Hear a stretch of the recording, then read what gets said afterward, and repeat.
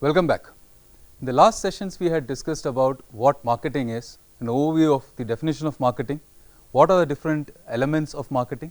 We also had a session that specifically looked into what are the important theories of consumer behavior, what are the models by which consumers make purchase decisions. We will now enter into this area of digital marketing. What is digital marketing? Many of you would have asked this question to yourself while you decided to choose this course. Now, digital marketing is all marketing that is done over the digital platform or a digital media. Now, what are the things that marketers can possibly do over such a platform? They can use digital media for the creation of products and services. There are a lot of companies who gather ideas from customers over the social media platforms. There are a lot of companies who engage in a specific activity called as co-creation or co-production, where the customers actively participate and get involved in creation of products and services. Digital media and digital platforms can also be used for communication and for promotion of the products. We discussed briefly about the case of advertisements. We also know that there is a lot of social media promotion that happens. Many times companies have a lot of sales and a lot of promotional activities that they do. For example, there are e-commerce companies in India which basically have huge sales around festival seasons. So, you can use digital platforms to communicate about products, about services, about specific events that you are doing, about different people who are involved in the company's ecosystem. It can also be used to manage a lot of your reputation on the marketplace. For example, there are companies which often have to encounter a lot of negative news in the marketplace. So, how is that you can reach out to customers very effectively and make sure that all of this negative news can be neutralized? For communication and promotion, digital technologies can be used. Of course, another important element of using digital marketing is for the selling or delivery of products and services to customers. E-commerce is a very brilliant example here. You have a lot of companies which have created their businesses and their business models in the e-commerce space. Companies like Amazon, companies like Flipkart, who are engaged in creating a marketplace for customers to come and purchase your products. So, delivery and selling of products and services to customers is also something that is done through the digital platform.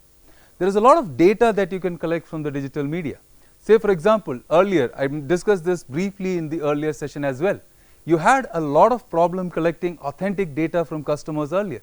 You had a problem wherein you had to go to customers with a survey or a questionnaire and ask for their feedback about a lot of things. But as of today, with the help of digital marketing techniques, it has become very easy for you to collect all of this data, because this data is available to you real time. You can listen to what the customer is saying. You can also understand what the customer is saying. One example is, a lot of customers today use your products and give feedback, give reviews about your products on online platforms. Say for example, every time you go to an e-commerce platform, say for example, when you go to Amazon, you see there are these star ratings and there are these review comments that customers have provided. Now, all of these review comments are rich information about what your product is and what customers feel about your product. Many times companies use all of this to understand what improvements can be made on this product. So, unlike the case where you had to go to the customer to understand what the customer felt about the product, in today's day, because of digital marketing tools and techniques, it is very easy for you to listen and understand the customers. A lot of this can be used to improve the products and services. In a lot of cases, when you have to come out with new products, such information becomes very important. There is also a lot of techniques that are used to manage relationships with customers. You would have heard about this term called customer relationship management, wherein you are trying to have a relationship with the customer that is beyond the normal selling and buying cycle, wherein you are trying to keep reminding the customer about a lot of benefits that you are doing, wherein a lot of loyalty programs are done by companies. In the digital space, all of this becomes very easy. Say for example, when we use emails to remind customers about their consumption patterns, to give them some loyalty benefits, and all of this is communicated either through emails or through social media or through mobile platforms. All of this is because digital marketing is the enabler here. It also helps you to understand what the competition is doing. Nowadays, it has become a very open world. We all understand what everybody else in the world is doing. So, hence it has become very important and very easy for us to understand what the competition is doing. Philip Kotler has probably given a definition of what marketing or digital marketing is. He defines digital marketing as a form of direct marketing which links consumers with sellers electronically using interactive technologies like emails, online forums and news groups, interactive television, mobile platforms, social media, etc. So, in this definition basically he captures everything that I have been talking to you about: use of electronic platforms, use of electronic media, and how customers can be made aware of your products, how products can be delivered to these customers, how you can understand what the customer is feeling about your products, and on top of all of that, how you can create new products and strategize your way to success. Now, there are certain salient features of digital marketing and how it is different from what traditional marketing was.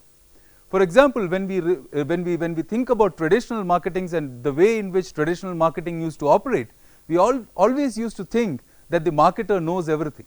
The marketer or the company that is manufacturing the product has all understanding of what the customer wants, what the customer feels, and the only activity that you are involved in was to communicate it to the customer. Today, with the emergence of digital platforms, it has become much more interactive in nature. The communication is no longer one way from the marketer to the customer, but it is a two-way interaction now. The marketer can of course reach out to the customer, while as the customer can also come back to the marketer, give the marketer a feedback about the product, ask questions to the market, etc. Remember the case of television advertising? It is a one-way platform. You can only communicate to the customer through the television platform. You cannot hear back what the customer is feeling. In many cases, companies don't necessarily know what the customer is feeling. In a digital media, it is very easy for you to communicate both ways. So, that is why two-way communication is very effective. It is also important to understand that apart from the marketer and the customer communicating to one another, there is also many-way communication that is going on. Think of the case of social media. You use a product, you like the product, you might go and talk about that as a status update on Facebook, you might go and tweet about the product, you might take a picture of yourself in a very fancy location using the product and put it on Instagram. Now, the communication has become many-way. Rather than the marketer and the customer talking to one another, you have many customers who are interacting about your product in easier and much more accessible platforms without spending any money. Segmentation and targeting has become much effective now.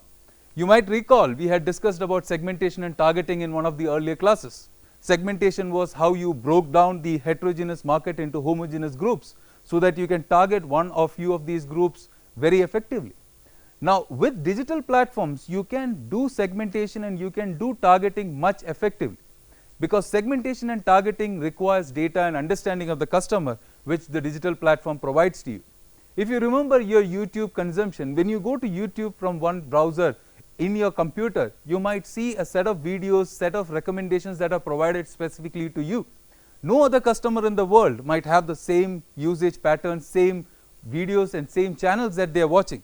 So, now it is possible for us to market individually to each customer and provide options and services and products for the requirements of specific customers at an individual level, which was not very easy and not very effective in the earlier days of traditional marketing. As I mentioned already, it is easy to measure, and also every company has an equal opportunity in the digital space. Because earlier, if you are talking about television advertising, it is expensive, it is only accessible to companies who have a big budget. Today, when you are talking about social media platforms and reaching out to customers on such platforms, it has become easy for most companies to operate in this place. So, opportunity is become very easy.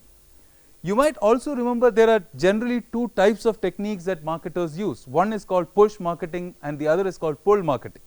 A push marketing is where you use a lot of trade promotions, a lot of incentives to trade partners, specifically to retailers and wholesalers who are now going to push your product to the market. Say for example, if you go to a kirana store near to your house and you are trying to buy a product, but you don't know which product to buy, you might ask the retailer, the owner of the kirana store, as to which product should I buy. The kirana store owner in most cases is going to recommend a product which gives him or her the highest margins. So, if I sell a product worth 10 rupees, I get 2 rupees on this product versus 3 rupees on the other product, I will always recommend the 3 rupee product, because that is what gives me higher margins. So, this kind of incentivization on the trade platform or to trade partners, and thereby making sure that the product is available in the market and bought by customers, is generally known as push techniques. On the other hand, there are techniques where you provide a lot of advertising, a lot of information to customers, and all of this information is used by customers to now go to the retail space and collect your product or for demanding your product. That is what a lot of other companies do. These kind of techniques, which basically make the customer to pull your product is known as pull marketing. Now, digital platforms help you do both of these things simultaneously. Say for example, if I use display advertising, if I use email campaigns, if I use any kind of techniques whereby I am pushing my product to the customer, it helps me do push marketing. On the same time, if I know of customers who are interested in certain product, who might be willing to search for this product on a search engine, they might see my advertisement and buy this product, so pull also is possible. So both push as well as pull marketing can be done very easily. You get real-time feedback from customers and feedback on your campaigns. Earlier in traditional campaigns, if you run an advertising campaign, you hardly know what the impact of the campaign is. There is a very interesting quote that says that traditional advertising is mostly about spray and pray. You are spraying the content and spraying the message across the entire market or across the entire target group, and you are praying that people will come and buy your product. It was not very accountable. You didn't know if your campaign was doing good or doing bad.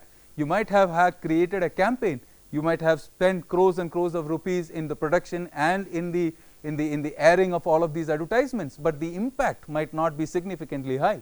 In digital platforms, it is not the case. You have real-time feedback, so you can measure return on investment at a real time. There is also a drastic shift in the moment of truth theory.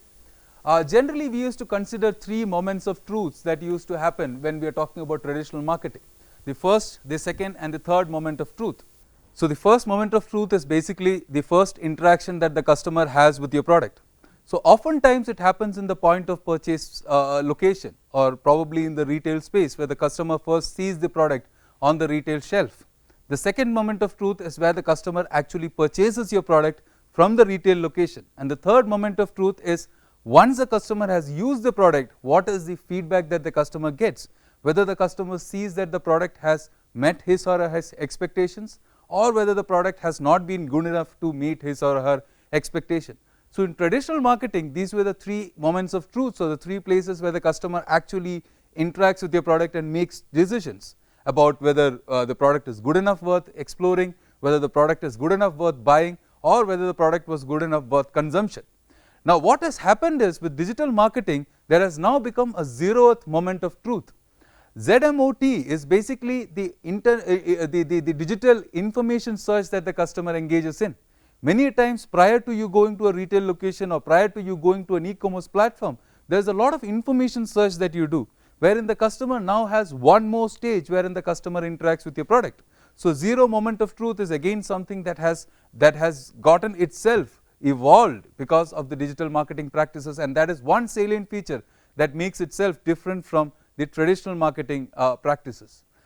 Digital marketing applications are always available to customers, irrespective of the location of the customer, irrespective of what the customer wants as a language preference, irrespective of whether the customer is browsing for your product information in the morning hours, in business hours, or during the midnight or during late hours in the day. It becomes very easy for you to provide yourself your information to the customer and be available to the customer round the clock. So information is always available. You can purchase the product at any point of time in the day.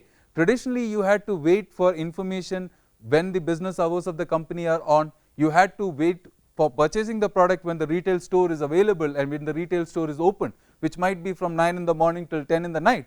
But after that, you have to wait till the next business day. With digital marketing, all of this has much more become easier for customers. So always available is one more thing. And personalization, of course. Remember, I mentioned to you about the YouTube example. You can personalize content, you can personalize information, and you can personalize the product for each customer's requirement, because digital technology helps you do all of these things. So these are some salient features which make digital marketing a lot different from traditional marketing. Now let's look into how the AIDA model becomes relevant in the digital space. Now here we are trying to introduce a lot of different aspects specifically in the digital space before we get into the digital ecosystem or the digital landscape, as I like to call it. So the AIDA model that we discussed in the previous session talks about awareness, interest, desire, action, and advocacy. These were the 5 stages that the customer generally engages in. Awareness is where we are trying to create awareness in the customer's mind about the products that you have to offer to the customer or the services that you have for offer to the customer. The key objective in the awareness stage is to create recall about the product. Now what is recall? Recall is basically the customer's memory and the customer's association that they have with your product category. Say for example, when I talk about soft drinks, when the customer is thinking about soft drinks, there might be some brands that the customer is remembering. So, these brands that the customer is able to remember and able to recall from the memory is what we call as recall or brand recognition. Now, awareness stage, you are trying to create such recall, trying to create an awareness about your brand or product or offering in the customer's mind. We use a lot of digital platforms and digital technologies to do this. Say for example, you might have seen a lot of display advertisements. When you go to a certain website, you might have seen there are pop-up advertisements that come out. There are a lot of banner advertisements that you see in different websites. There are a lot of social media messages and social media advertisements that you see. A lot of sponsored links, which generally we call as native advertisements. There are these content that is generally shown on your Facebook wall, which resembles something that your friend has shared, but there will be a small title on one corner that says it has been sponsored. All of such advertisements basically create greater impressions, greater number of impressions about your product in the customer's mind, thereby increasing recall. A lot of YouTube based or video based content is also generated so that they can be used to create awareness. Once a customer is aware of your product, the next option or the next stage is where you want to generate interest in the customer's mind. Now, to generate interest in the customer's mind, we basically are trying to bring the customer's mind and bring our products into the consideration set in the customer's mind. So, there are two things that are important here. One is where we need to understand a set of customers who are really thinking about this product, and two is where we have to create a message that becomes very relevant to the customer and makes the customer now remember and consider buying your product. So, in order to do both of these, we use a lot of creative content. We use a lot of search engines wherein we basically are trying to find out who is the customer who is actually looking for the product, because many a times when the customer is considering to buy certain products, the customer might come to a search engine, try to find out more information. There might be cases where a lot of content is provided as really creative advertisement which captures the attention of the customer. A lot of viral campaigns are used here, a lot of influencers are used here. You might have seen on social media, on Instagram, on Facebook, etc. There are a lot of influencers, people who have great following, people who are considered experts in certain areas, talk about certain products. Consider the example of the latest laptop that you saw. There might be a lot of influencers who use these laptops, review these laptops and give you information about these laptops. What are the good things about this laptop? How does this laptop compare to some other product that is available in the market? So, all of these influencers are generally used in order to create interest in the marketplace. The third stage is desire. Desire is where now you want to make the customer feel that the customer knows enough and there is a conviction in the customer's mind that they should go for the purchase of the product, or now your product has to come into the choice set of the customer. This is where you have to provide the customer a lot of comparative information about different parameters which the customer is interested in. Remember in the last class when we are talking about evaluation of alternatives in the 5-stage model, we discussed about how the customer uses attributes, and attributes are used to evaluate different products that are available. Now, many times information should be provided to the customer on these specific attributes which helps the customer to now make a choice decision. So, you have to provide infographics, you have to provide a lot of content that is talking about how this product is going to be useful, you have to provide reviews about other customers and how they found the product useful. So, that is where a lot of word of mouth, a lot of detailed comparative information is provided. Specifically, this part is done either on third party affiliate websites or it is done using the e-commerce platforms where you provide a lot of content to the customer. You might also use a lot of sales promotion techniques here. You might have discounts or promotions that you give to the customer so that the customer can now be desireful about buying your product. The next stage is action. Action is where the customer is actually thinking about purchasing your product. There are a lot of e-commerce platforms and there are a lot of affiliates who are involved in this activity. E-commerce platforms basically try to gather all the requirements of the customer and fulfill these requirements. A lot of affiliates are basically third parties who engage in this ecosystem and give incentives or give customers a lot of information about which products to buy from which e-commerce platforms. So, together e-commerce platforms and affiliate platforms come alongside or side by side and provide customers an opportunity to buy the product. The last stage is basically advocacy. This is where the customer wants to give you feedback and give other customers feedback. Now, there are a lot of word of mouth platforms, e-commerce platforms can be used to write reviews, social media platforms can be used to write reviews about the product. A lot of times customers are not very happy about your product. So you should be able to provide customers with the right opportunity to come back and suggest what grievances they have. So many times you would have seen that people go to the Facebook page of the company and talk about what they liked or what they disliked about the product. A lot of complaints are provided on Twitter, on LinkedIn, on Facebook, etc. So you need to also be sure that such kinds of reviews and such kinds of feedback is also addressed properly. So all of these different elements will be discussed further in the coming sessions when we get into details of what search engines are, what search engine marketing is, what display advertisement is, what social media marketing is, what email marketing is, and all the other different elements that we will touch upon in a sequential pattern. Now when we think about all the different platforms and all the different opportunities that you have on the digital marketing ecosystem or the digital marketing atmosphere, it might become a little overwhelming for anyone, because you have a lot of social media platforms out there. You have Facebook, LinkedIn, Twitter, YouTube, etc. You have search engines out there, Google, Amazon, YouTube, etc. You have other platforms, like you have a lot of affiliates out there. You have all other opportunities wherein you can use any website or any blog or any kind of content provider out there to position your products. So if we really don't have a place or a mechanism by which we can create a system of categorizing and putting everything in perspective, it might become a little overwhelming for us to understand what this entire ecosystem is capable of, or what kind of platforms are available in the entire ecosystem. So that is why we are going to discuss the key elements of the digital marketing ecosystem now. Now when I discuss the key elements of the digital marketing ecosystem, you have to understand that the manufacturer or the marketer of the product is on one end, and the customer or the consumer of the product is on the other end, and we are trying to see what are the directions and what are the different things that are out there for which a marketer can use in order to make sure that the product is communicated, promoted, and sold effectively in between these two entities. So the first element here is the manufacturer, and then you have the consumer. All the activities that are involved in the fulfillment or the delivery or selling of products and services from the manufacturer to the customer happens across platforms which are generally called the e-commerce platforms. So any platform wherein you are talking about Amazons or Flipkarts or any other platforms, eBay for example, all of these platforms are e-commerce platforms. Now in e-commerce platforms you might have platforms which are consumer driven, there might be platforms which are business to business driven. So there are a set of platforms which are B2B driven, there are a set of platforms which are B2C driven. There are also other platforms which are C2C driven, wherein consumers or customers can now interact with other customers and sell products to them. So all of these platforms exist. We will come into details of e-commerce in subsequent sessions, but e-commerce is where you are using a digital platform or an online platform to make sure that sales of products and sales of services and fulfillment can happen effectively.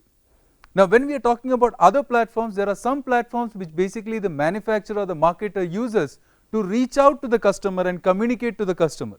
So these kinds of platforms are generally known as outbound marketing tools or outbound marketing techniques.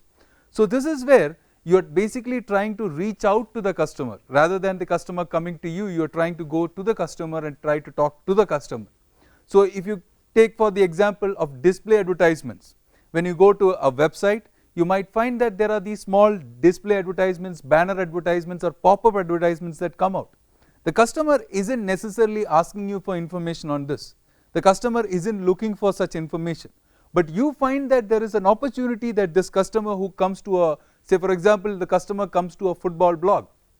The customer might of course be a player of or a person who likes playing football. Now you have understood that this the person who comes to such a website is a person who might be interested in the game of football. So you can put up a banner advertisements there about football shoes, about football clubs, about footballs necessarily, or any other products or services that are associated with footballs which have a target group of people who are interested in football. So such kinds of display advertisements are generally considered to be outbound marketing. You also have a lot of advertisements on search engines. They are also considered as part of outbound marketing. We will come to that in detail in the next session. Inbound marketing is where the customer is looking for something and you make yourself available for the customer. So in many cases, like we discussed in the awareness, interest, desire stages of the customer's journey, the customer might be specifically looking for some information. So this is where the customer has an opportunity, or the customer is trying to reach out to you and gather information about you. So in case of a customer who is now reaching out to the manufacturer, remember we had the manufacturer or the marketer here and the consumer here. You were talking, they were going out to the consumer, which was outbound marketing. In many cases the consumer is now reaching out to you, which is now called as inbound marketing.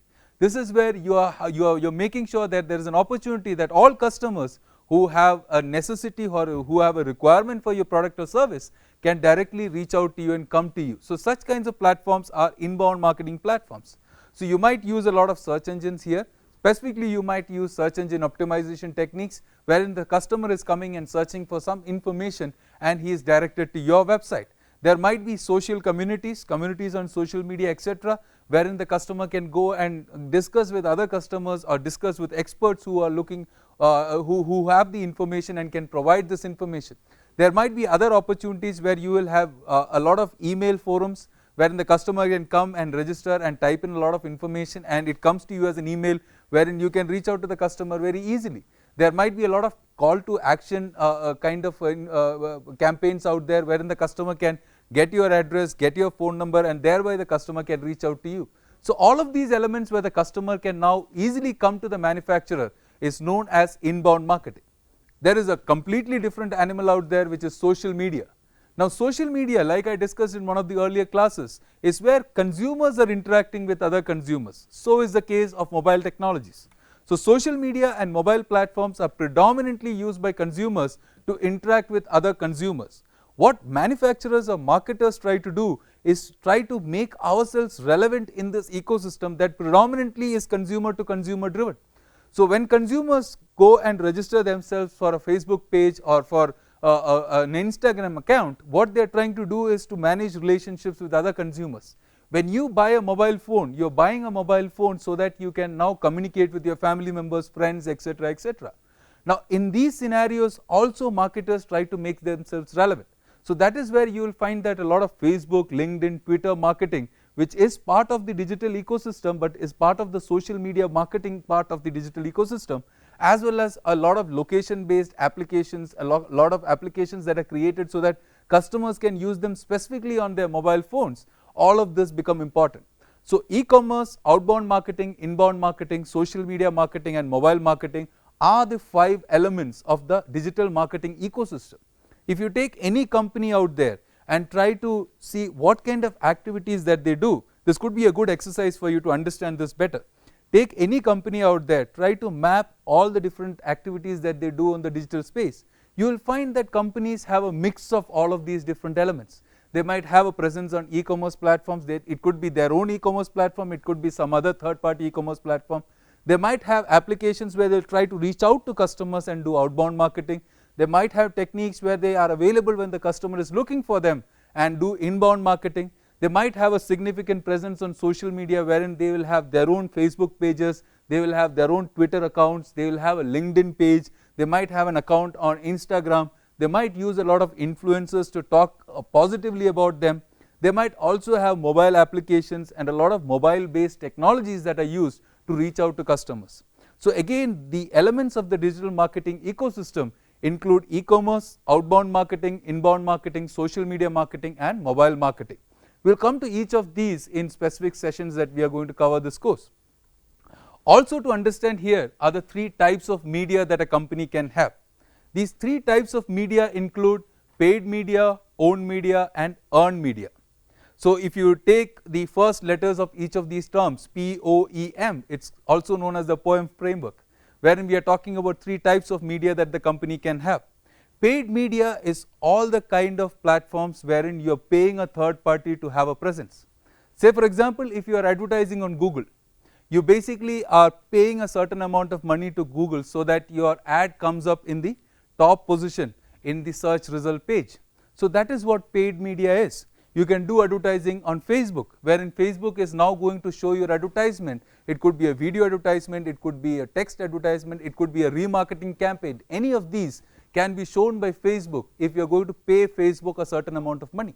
So paid media is all the kind of media that you can use by paying a third party or paying the owner of certain media.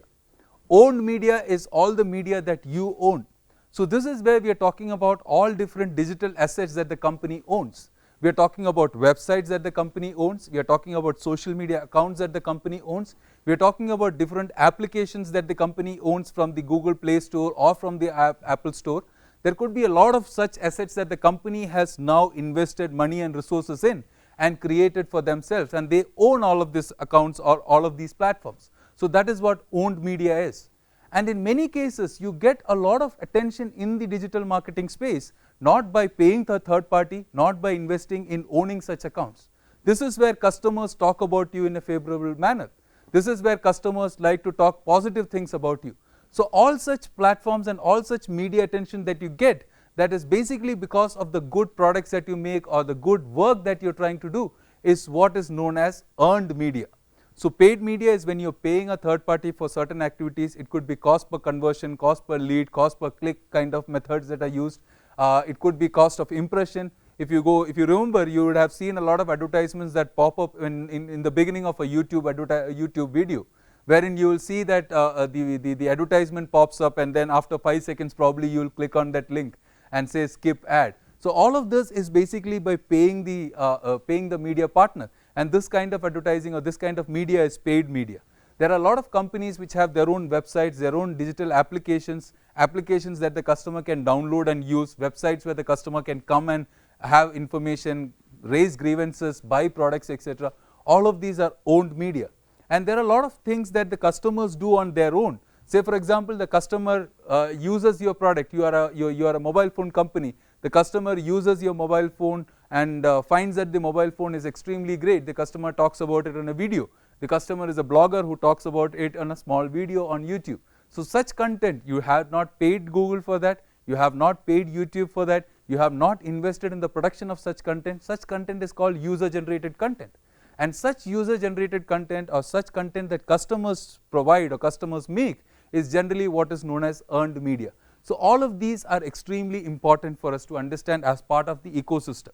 Again, in the previous exercise that I mentioned to you, if you look for that company, you will see that the company again has a mix of paid, owned and earned media. In most cases you will have different presence in the digital elements. You will also have different kind of media that you use. Now in order to start strategizing as to how you should actually think about creating a digital presence or a digital marketing strategy, you might want to take a 5-step approach. Now don't get overwhelmed, I am not going to go into detail of all of this. I just want to introduce this small framework to you so that we have this understanding as to how we are going to do things. These 5 stages basically involve define, design, implement, measure and improve. Now define is where we are talking about defining your specific objectives. Your objective could be to increase sales, it could be to increase positive word of mouth, it could be to increase awareness of your products in the customer's mind. Any of this could be the objective. So first stage is where you define these objectives. Second is where you design the campaign. So like I mentioned, you could use e-commerce, you could use outbound, you could use inbound, you could use social media, you could use mobile platforms, you could use a mix of all of these elements. But it is for you to understand and for you to design which kind of an element or which kind of a mix of elements should you use. So that is the second stage where you have defined something, defined that this is my objective, then you design what is going to be my digital marketing strategy. When you are designing this strategy, you also have to keep in mind that this strategy should be foolproof. So some element of testing of this strategy, some element of brainstorming on whether this strategy will work or not, some element of trying to see if it has a sync with the target group and with the kind of product category that you are selling. All of these elements are required in the design stage. The third element is where you implement this strategy. Now implementation would involve, if you are doing a search engine campaign, it will be actually going to Google and trying to implement the search engine marketing campaign. If you are doing a Facebook campaign, it would be going to Facebook and putting up this campaign online. If you are doing something very organic, for example, if you are talking about search engine optimization, it would be implementing the optimization plan that you have in mind. So it could be implementing whatever you have designed. The fourth stage is where you measure what the results or what the returns are. And the last stage is, once you measure, you might see that, okay, I had planned that I will get such number of customers who will come and buy my product. I had planned that this is the number of sales incremental revenue that I will get from the customers. I am not necessarily getting any of that. So how do I achieve the objectives that I set forth? So that is where you think about improving your campaign and improving your performance. So irrespective of what we do, the digital marketing ecosystem gives us an understanding of what the opportunities are. It also gives us an opportunity to understand what kind of mix we should have. And when you strategize, you start by starting off with defining what your objectives are, designing the kind of digital marketing strategy, implementing the strategy, measuring it, and finally improving the overall strategy. You would have frequently heard this term of which is generally called a digital pipeline or a digital funnel. And you would have thought to yourself as to what a funnel is and why is a funnel required. Now this is something that comes from the general understanding or general philosophy of a marketing funnel. Now if you take all the customers or all the people who might do business with a company at any point of time, you can actually break these people into different groups, and you can actually do different things to these different people depending on what stage are they in the purchase process. So generally you might see that there is you might see the marketing funnel or the digital funnel on my right side now. You would see that there are different sets of people in different stages. You would find that there are suspects, prospects, leads, qualified leads, customers, and advocates. Now suspects are generally all the people who have possibly the opportunity of buying your product. So if you are going to do segmentation and targeting properly, then everybody in your target group is a suspect. Everybody has an opportunity to buy your product. So this generally is a very large number of people out there who are suspects. Out of these people who are suspects, there might be a fewer number of people who are interested in your product or who are aware of your product. So these might be the people who come to your page, visit your page, see your advertisement, etc. So from the suspect list, you have a lesser number of people who are generally called prospects. Now from these prospects, there might be people who become leads. Leads are the ones who are a little bit more interested, a little bit more active in the purchase process. So these will be people who generally come and fill up the registration form in your page and subscribe to your newsletter. These will be the set of people who will come to your Facebook page and like it. These might be the people who come to your Twitter handle and follow you on Twitter, etc., etc. Now once these people who are leads, once they qualify as somebody who is really interested in the product, because they now start looking for information, who start engaging with your product or with your platforms, they become qualified leads. And once these qualified leads now start purchasing from you, start paying money to you and provide you some kind of revenue and some kind of incentives for the products that they are consuming, they become customers. So a customer is only a person who actually pays money to you, because that is the business that we are in.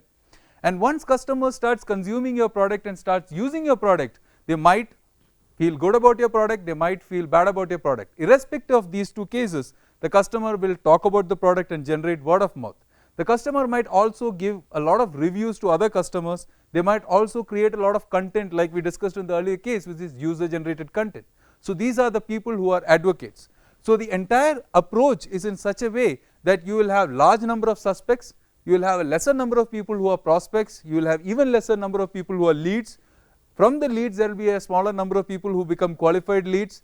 From the qualified leads, not everyone is going to buy your product, you might have a smaller number of people who become your customers, and from the customers, not everybody is going to talk favorably about your products. There might be a smaller number of people who will become advocates about your product. So this approach or this funneling mechanism that we have, wherein you have a large number of people on the top and smaller number of people going down each stage, is why we call it a marketing funnel or a digital marketing funnel. Now if you take the same thing and put it as a pipeline, put it horizontally, you will find that like water flowing through a pipeline, you have suspects who will flow into the pipeline, they become prospects, they become leads, they become qualified leads, customers, and advocates at the end of the pipeline. So that is why you have both these concepts of a digital funnel as well as a digital pipeline.